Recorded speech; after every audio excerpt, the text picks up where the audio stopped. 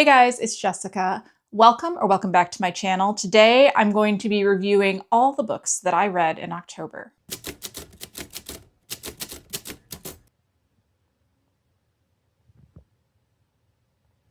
October has turned out to be one of my most varied reading months, I would say. So I have everything here from cozy sci-fi to dark fantasy to unsettling horror to some things that are kind of combinations of all those put together. And I had a fantastic reading month. I had some hits, I had some misses, I had multiple 5-star reads, which we will get to at the end of the video.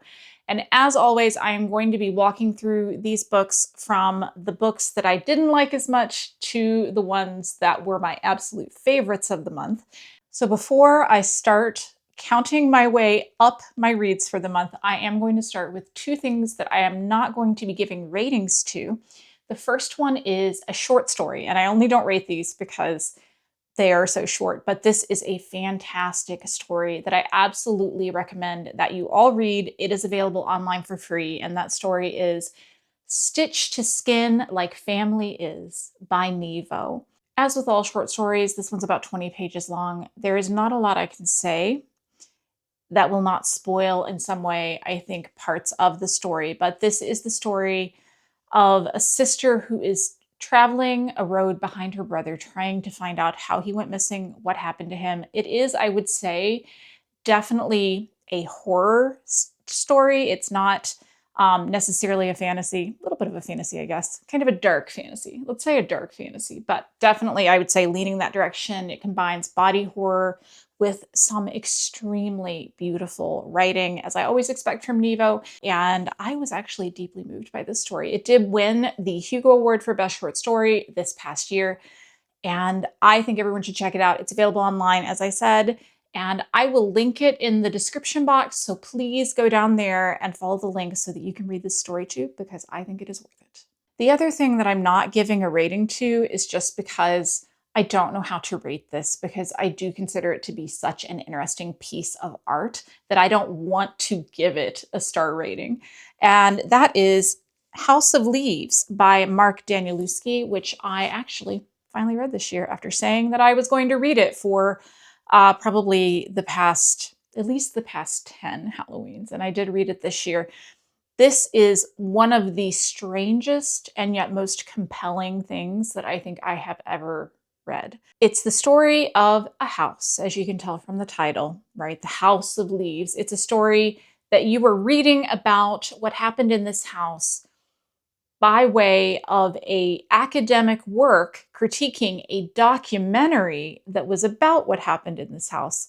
And at the same time that you were reading that, you were also following two separate sets of footnotes, one of which tells the story of a young man named Johnny who came across the notes for this academic work and decided to take it on and finish it himself.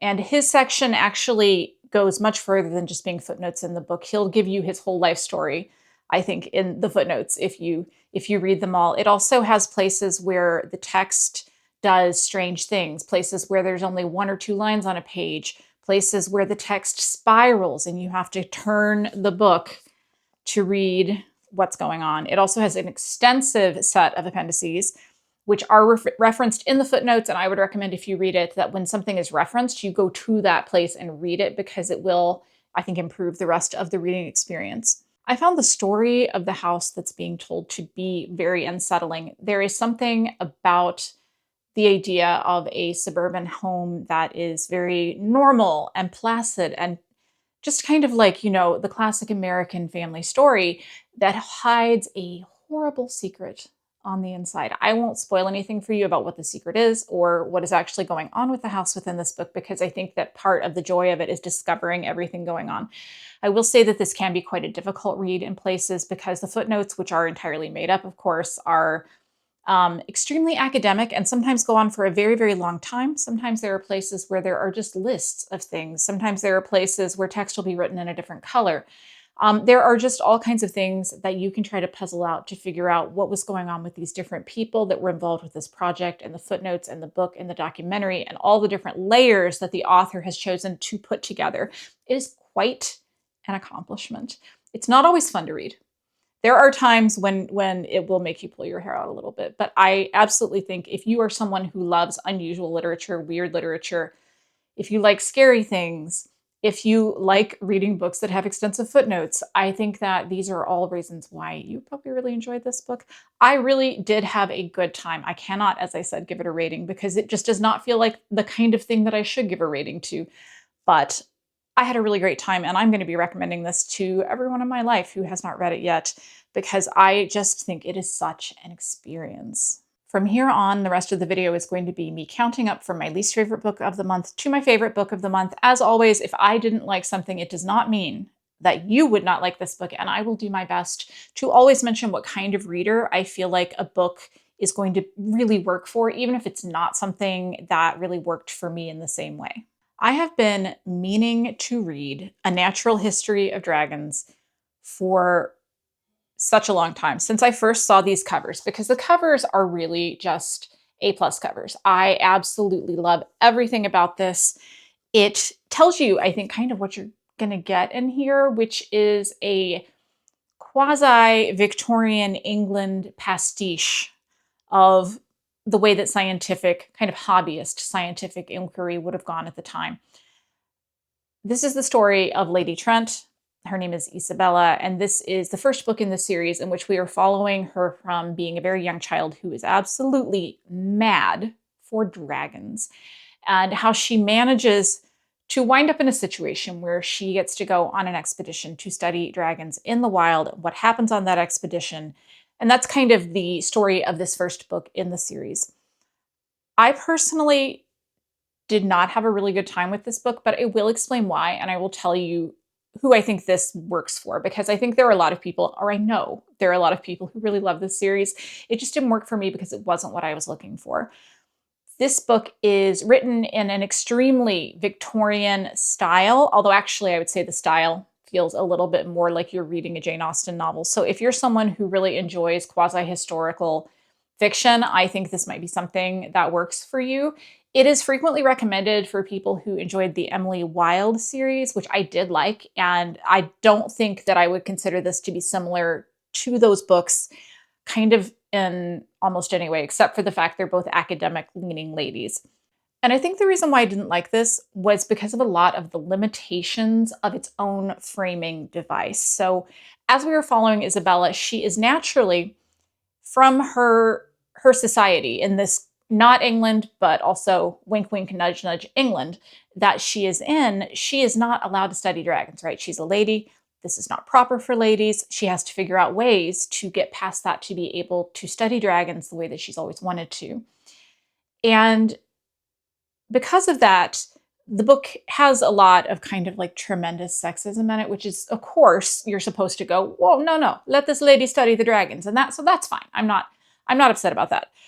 But there was a lot of kind of just casual, oh, the beasts. I would say almost like mistreatment of some of the dragons in a way that I did not like, and I think was probably very realistic. I know the author is really very knowledgeable about the time period and everything that, the way that things would have been studied at that time. But I mean, I am the kind of person who can't even go to a museum if there are a lot of taxidermied animals because it makes me upset. So I'm probably not the target audience for this because I'm so soft-hearted about things like that. And also, I would say that this is much more close to a historical novel than it is to a fantasy. And I've seen a lot of people say this. You could really replace the dragons with any kind of large prey animal, and it would not matter because the magic in the book is just that there are dragons. So if you're looking for a magical dragon fantasy, this is probably not it. But if you're looking for that kind of witty Jane Austen style and also dragons, then I think this will be it. For me, it just wasn't what I was looking for, and I was quite disappointed. But I don't think it's a bad book. I think it just was not the book for me, and it didn't meet the expectations that I had set for it in my head. So I will not be continuing the series, but I definitely know there are a lot of people who will. I just finished this book this week, and I have been meaning to read it for quite some time. It won the World Fantasy Award several years ago, and I was a little bit disappointed in the fact that I did not love it more than I did. And yeah, so Saint Death's Daughter. by C.S.E. Cooney. This did, as I said, won the World Fantasy Award a couple of years ago. It is recommended frequently on Booktube and Book Talk as a book for people who really enjoyed the Locked Tomb series, so Gideon the Ninth, etc.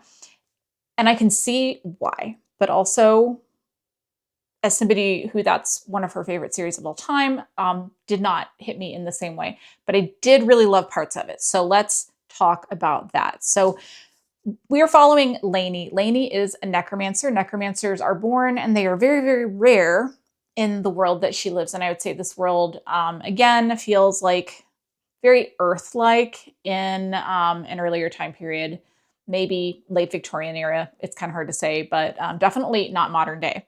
Both of Lainey's parents have passed away before the book even starts, and she has failed to resurrect them as a necromancer because when the book starts, she's quite young. She's only 15 years old. And so she calls for her sister, her older, kind of murderous sister, Nita, to come home and take over the family estate and help her with some people who are trying to call in some debts and own everything that the family has always owned. So all the characters in this book have really crazy names, but are usually referred to by their nickname, but occasionally not. So for instance, Lainey, her real name is Miscellaneous, and you can kind of imagine from there. So it's got a very droll, light, kind of almost sparkling tone, I would say, at the beginning of the book as we meet these characters and we get this world set up. There is a lot of world building, a lot of info dumping right at the beginning. Did not bother me. I was fine with it. I have seen some people who did not like that. I was so interested in the world. There's also a lot of songs and poetry that are written by the author, who I believe is actually a poet, and I thought that was really enjoyable. I really liked it. And so for about the first 30% of this book, I was having a fantastic time, and I was ready to declare this a 5-star read. So what happened? And the thing that happened is the thing that happens in so many books to me is that there was a time jump. There was a time jump, a fairly lengthy time jump. And when we came back from the time jump, I no longer felt like I knew any of the characters. And we were just supposed to kind of accept all the things that had happened in the interim. And for me, I felt like there was more story there that I didn't get. And it was hard all of a sudden for me to relate to the characters. We didn't get to see Lainey grow as a necromancer. All of a sudden, she was just like good at it. And then for me, that was a little bit of a missed opportunity.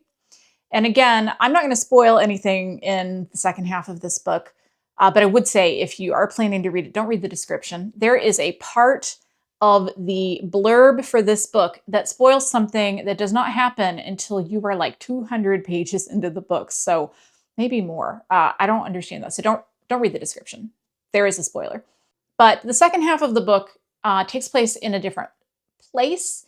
And I felt like that was the place where the length of the book really got me. So this book is 600 pages long. It's quite long. And I don't think it needed to be 600 pages long. I think if we had gotten a 400-page book, we could have lost a lot of the stuff that was in that second half that felt like padding to me, that I'm sure was really cool. The world was really cool, but it was just long.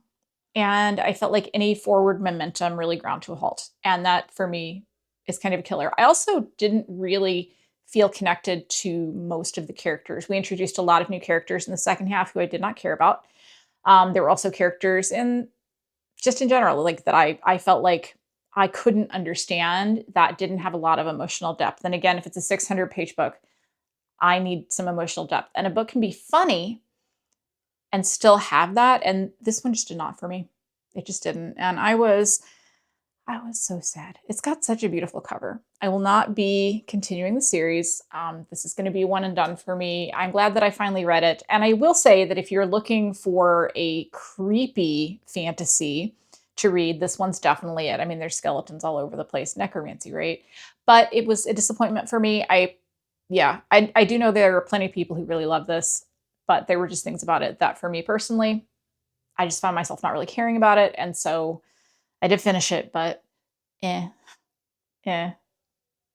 not a hit. I picked this as my Halloween day read for this year, and I wish that I had liked it more than I did. I actually feel like a real monster having not given this 5 stars, but I struggled with parts of it, and I'm going to explain why Again, let's just take a moment to appreciate how creepy that carousel horse is. Okay, so I really, really love Ray Bradbury. Fahrenheit 451 is one of my favorite books ever. And I also really, really love his short story, including Dandelion Wine, which is set in the same place as this novel is. It's part of kind of like a loose trilogy. And I had put off reading this one for years and years and years. I do tend to prefer, I think, his short stories sometimes. And this one, I think if it had been a short story, it would have probably worked for me really well. But as it was, I struggled to get all the way through it. I think that Bradbury is such a beautiful poetic writer at times. The language is full of metaphor and it's so rich that sometimes you have to go back and read something several times to really understand exactly what it is that he was saying. And I appreciate all of that. And I appreciate that in a short story, but in a novel length book, I felt like it slowed the pacing of the story down. And I did struggle with that a little bit. In addition, this is a very, let me explain what it's about. I haven't done that yet. This is a story of Jim and Will, and they are best friends, kind of almost quasi brothers in this small American town in the past. And one night, the carnival comes to town. Comes to town at 3 a.m., as it always does. And they are so excited because here they sit on the cusp of adulthood, but yet still boys. And the carnival just speaks to them in so many ways. And of course, they go to the carnival very quickly and find that there are some strange things afoot at the carnival. And there are a lot of themes in this book about growing up, about wanting things that we don't have, and then maybe not them not being everything that we hoped they would be. There are a lot of themes about aging, themes about children and parents and their relationships. And I thought all of that was extremely well done.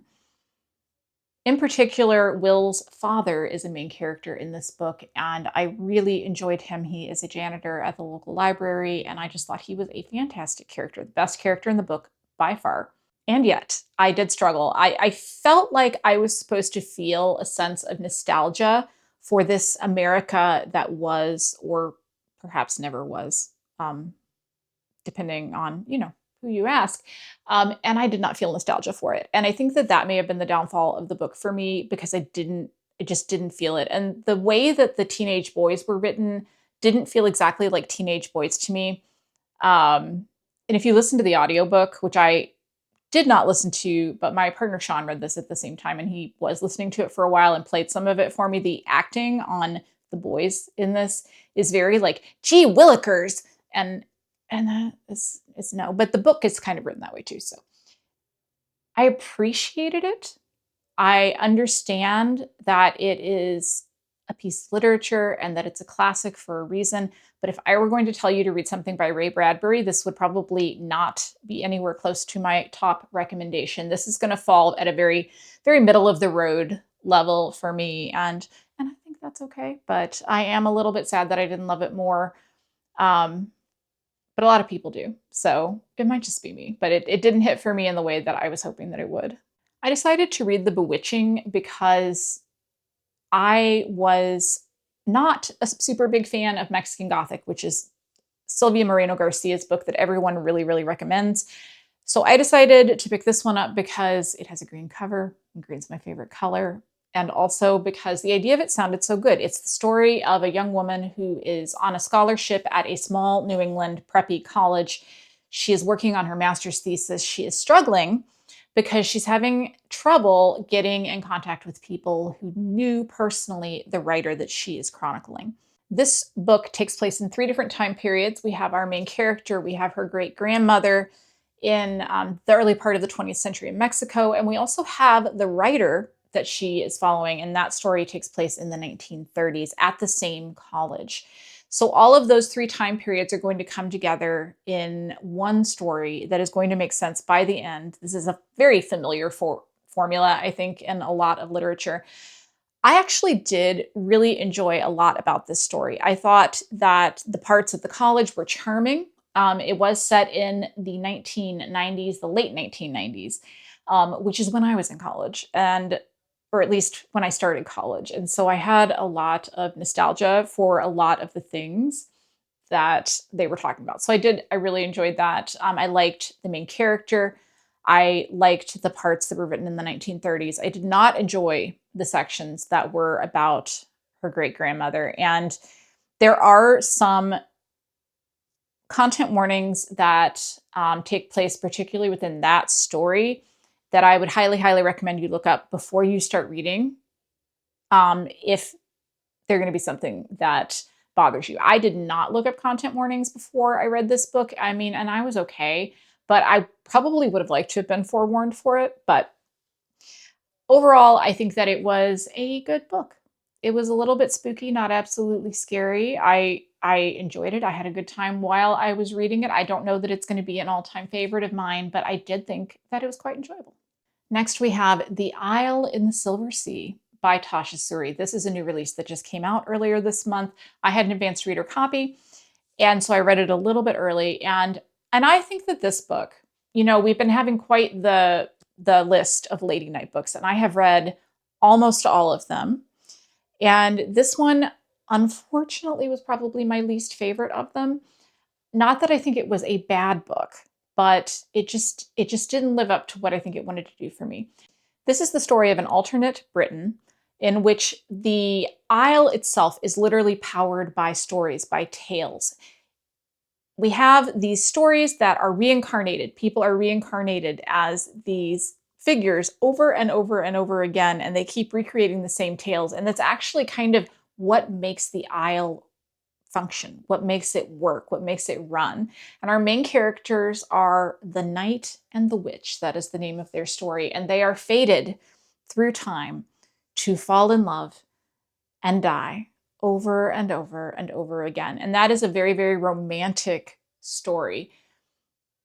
But in this case, it didn't really work for me. I would say this is primarily romantasy. If you don't like romantasy, I would say you're probably out. A lot of other books by this author, by Tasha Suri, I would say lean more fantasy heavy. For instance, her Burning Kingdoms trilogy is one of my favorite series. And I was really disappointed that I didn't like this more, but I don't think her romantasy works for me quite as well because I am here for the world building. And in this case, I felt like the world building was a little bit lighter than I would have liked for it to be because we spent so much time focusing on the romance. And the romance, of course, is going to fall into what I would consider to be the fated mates trope, where we know they're going to be together because they are fated to be together. And so there's not really any sense of build up to that relationship. It's just one day they're in love. And that does not work for me. It never works for me in any book. I have read many books that use that, and that cuts character development out. And I care so deeply about characters that it's a no. I did enjoy a lot of the side characters in this book. I enjoyed the general world building, although I did feel like it was just a little bit vague. The whole time I was imagining that this was set much further in the past than I think it actually was, because there were just things that we didn't find out until later. And I mean, overall, I was slightly disappointed. But I do think it's a good book. And I think if you are really here for that fated mates relationship, if you buy into the romance, I think you're going to have a fantastic time. I just didn't. So for me, it was just okay. But I think for other people, this is going to be a 5-star read. Now we are into my 4-star and up category. So for me, anything that gets a 4-star up to a 5-star, those are going to be reads that I can recommend to you pretty much without reservation. And we're going to start with some 4-star reads. I picked this book up completely blind in one of my library hauls because it's about a cat in a library, which just sounds perfect for me. I have not read a lot of translated Japanese fiction, and I read 2 this month, so I feel like this might be kind of like a new thing for me. I really enjoyed this book. It's a story of a young girl, a middle schooler, who has very severe asthma and therefore is not able to do a lot of the same things that her peers are able to do. And to make up for that, her father started taking her to the library every day. And now that she's older, she goes every day to the library by herself and loses herself in books and stories, and basically feels like she could be me when I was in middle school, is what I'm saying. And I thought she was a fantastic character. And one day she notices that the books may be going missing. And then she meets a mysterious tabby cat in the library stacks and is drawn into the mystery of what has happened to these books and why books are going missing. And I thought this whole thing was just so fantastic. I just had such a good time with it. The main theme that I took from this book was that by people not reading as much, they are losing their ability to empathize with others. And that is probably a point that I think is very true. I think that reading fiction, I'm not saying reading fiction is the only way you can learn empathy, but I'm saying that reading fiction causes you to see things from other people's perspectives. And that's really the point of this book, that when we don't have that, we become much sharper and shorter with one another, and we are unable to see each other as being fully human. And I just found it very moving, and I really loved it. And I've seen some complaints that this book feels like a middle grade novel, or it feels very young. And I think in some ways that's true, but it feels like the best parts of middle grade literature, where it distills the themes down to their essence and you cannot ignore them and you have to interact with them. And I just had a lovely time. And I haven't read the first book in the series, which is The Cat Who Saved Books. I did not feel like I missed anything. There were some characters that repeat, but I think you could read this one first if you wanted to, but I am going to go back and read that first book now, but just so enjoyable. I picked this book up on a book crawl earlier this month that I did. I will link that video down below. I did a whole vlog on that. And I had to read it for Spooky Season this year, and it is Strange Pictures by Uketsu. And wow, like, I just really had a good time with this. I would say that this is it's called a Japanese horror mystery, and I personally felt like it was more mystery than it was horror. I did not find it scary. It's a little bit eerie. It's a little bit unsettling in some places. And the whole hook of the book is that you have pictures going on throughout. I'll just show you a page from early in the beginning. Pictures of different things, drawings that are going to play into these. I think that there are 4 interconnected stories in this book that will all make sense how they come together by the end. I had a really good time. I don't think that it was necessarily that mysterious. I don't think it was necessarily that hard to figure out, but it's also a super quick read. I read this in like 24 hours. It's under 300 pages, and I think that if you're looking for an easy to read, kind of spooky read, I think that this would absolutely be what I would recommend. As I said, I didn't find it scary. I am planning to read the second book by this author, Strange Houses, which has to do with mysterious houses being the hook in that. And I'm looking forward to reading that too. I'm glad I picked it up. I don't know how much I can say about it without spoiling parts of the story, which I am really not wanting to do, since, as I said, there are really kind of 4 short stories that end up coming together in this book. But if it sounds interesting to you, I think it's worth picking up. I also think it's worth reading in physical form because of the pictures. I read a lot of stuff on ebook, but this one, I think that physical was the way to go if you can get your hands on it, although I'm sure that the drawings are also in the Kindle version. But I would highly recommend this one. Had a good time. If there is one kind of book that I love, it is a techno thriller, a science-y thriller. I really grew up reading Michael Crichton novels, and I don't feel like there are a lot of writers who are writing in that same vein. Maybe Blake Crouch, probably some authors that I haven't heard of. Feel free to recommend me some down below. But I really enjoyed this one from Ken Liu, who is known much more, I think, for his fantasy, particularly the Dandelion Dynasty series.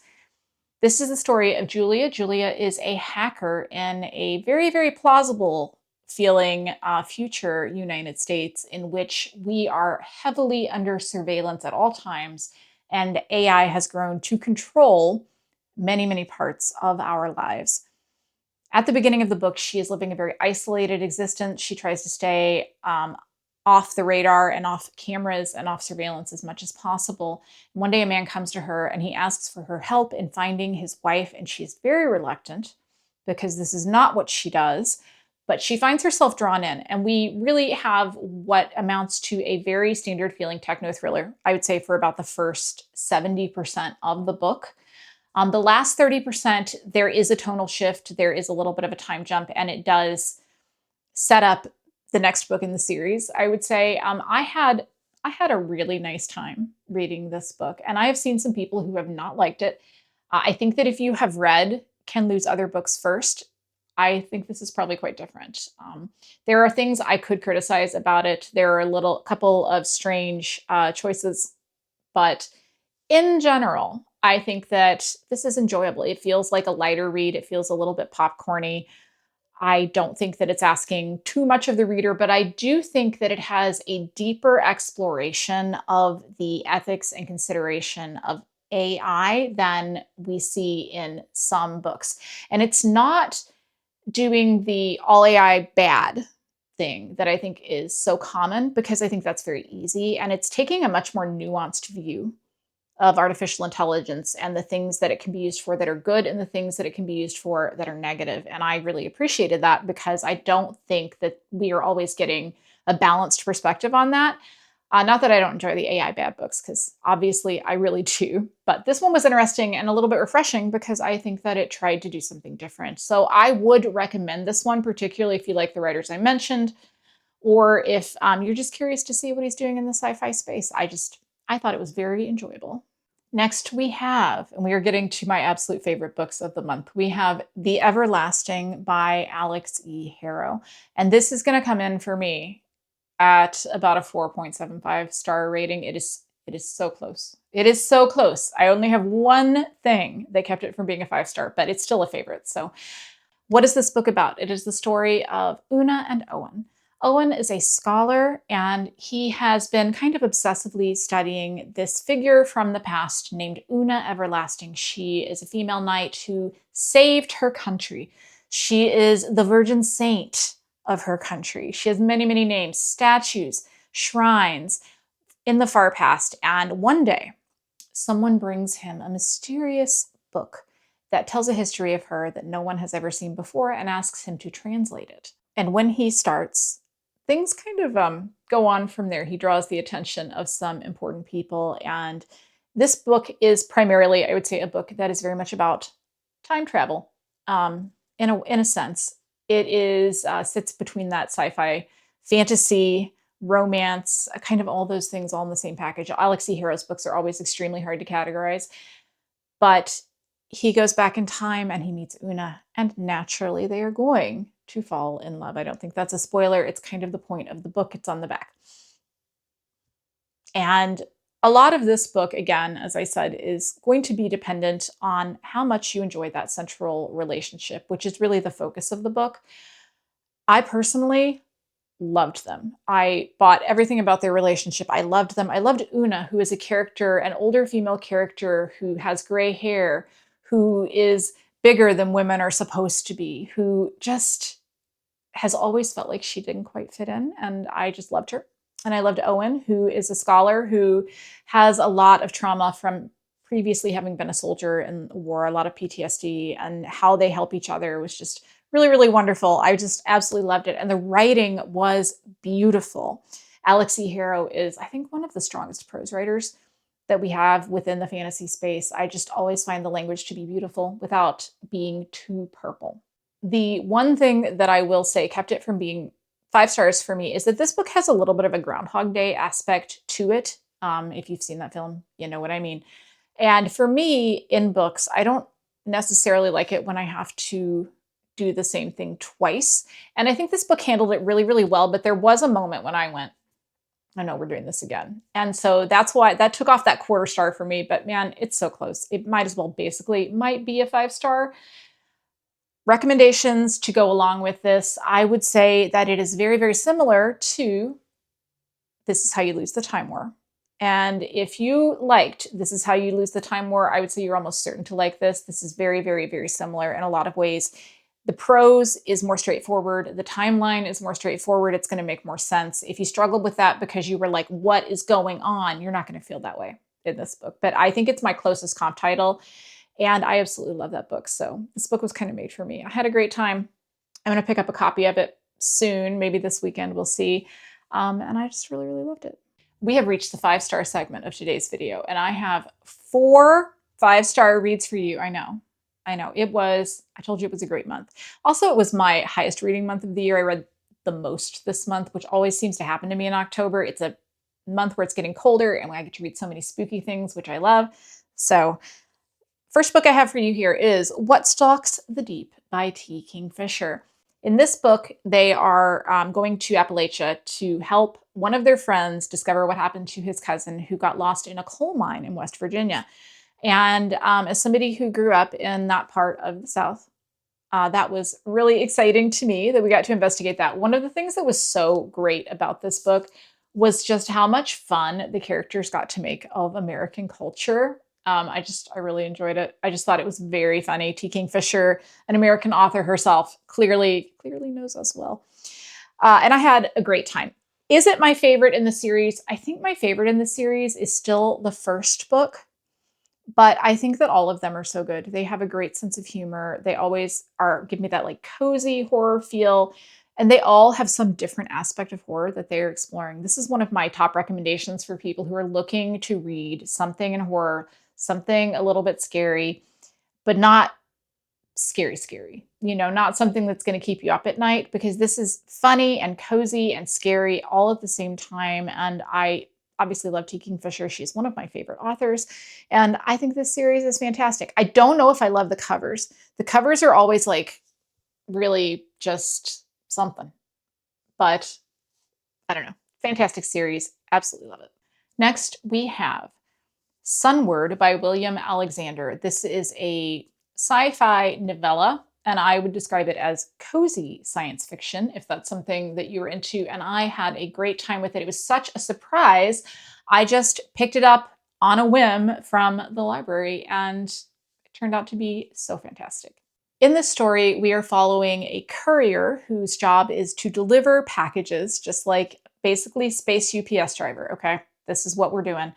And one day she comes across a ship that has been destroyed and attempts to rescue them and then to figure out what to do with the ship, and winds up as part of a not amazing conspiracy. And something else you should know about this courier is that she volunteers to foster baby bots, so immature AIs that are learning how to be an AI. And she guides them on her ship one at a time through becoming a mature AI and figuring out what they're going to be good at. And that sounds weird, but it was actually very cozy. And I just thought this book was great. I thought it explored themes of consciousness and who deserves to be a person extremely well, while also maintaining a light tone throughout the whole thing. It is set in a world where Earth is no longer inhabitable, but we are inhabiting the moon and the surrounding planets and things like that. I don't know. It was really great. And I haven't seen a lot about this book. I haven't seen a lot of people read it. I haven't seen a lot of buzz. And I had such a good time with it that I have to recommend that you all, if it sounds good, go and pick it up and read it, because it's 200 pages. It's such low commitment for something that I just really enjoyed. And I gave 5 stars. Next, we have a horror, I would say a cozy horror fantasy book. I don't know how to categorize this thing. And that is Slayers of Old by Jim C. Hines. This is a story about 3 retired slayers, it says, who are called back in to stop the apocalypse one last time. So our main characters are a former slayer who has turned her back on the council, a half succubus, and a 99-year-old wizard who is psychically connected to the house and a magic store that they all live in and run together.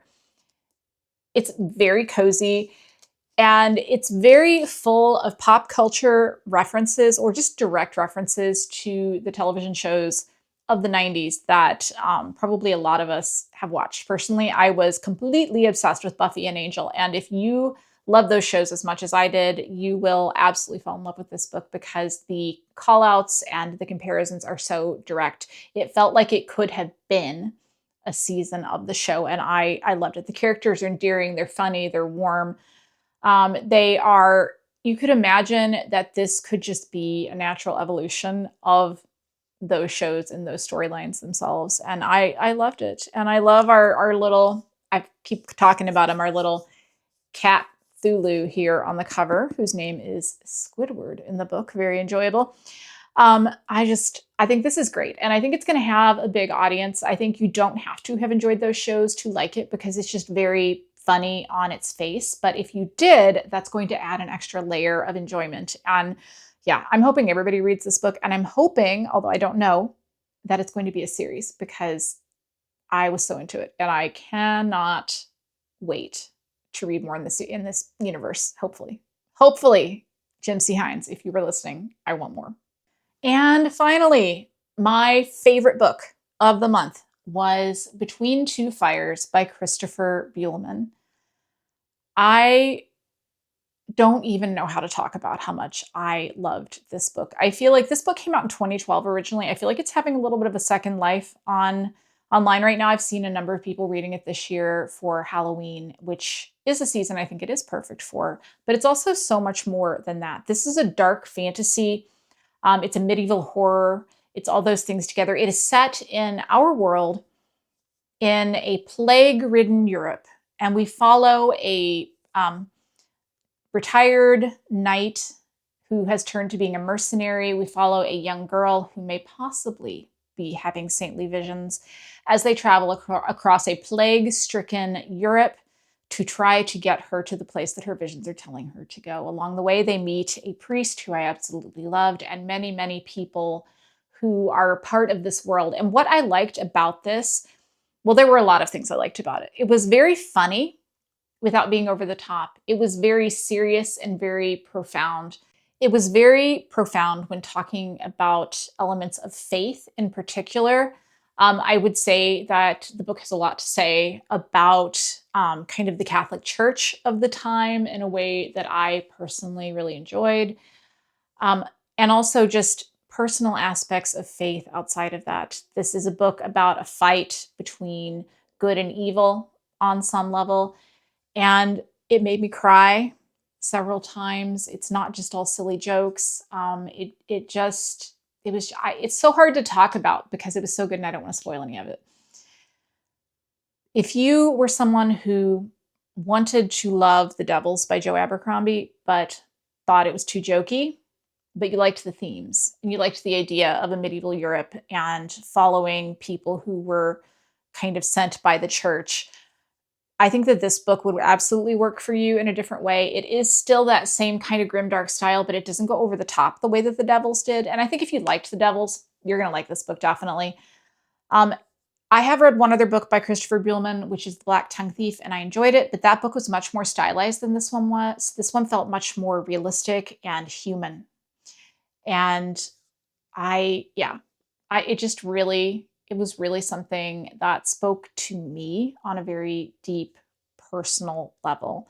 And it's always so wonderful when a book that you weren't even expecting to read can manage to do that. I had a fantastic time. I loved it. I love these characters and I didn't want it to end.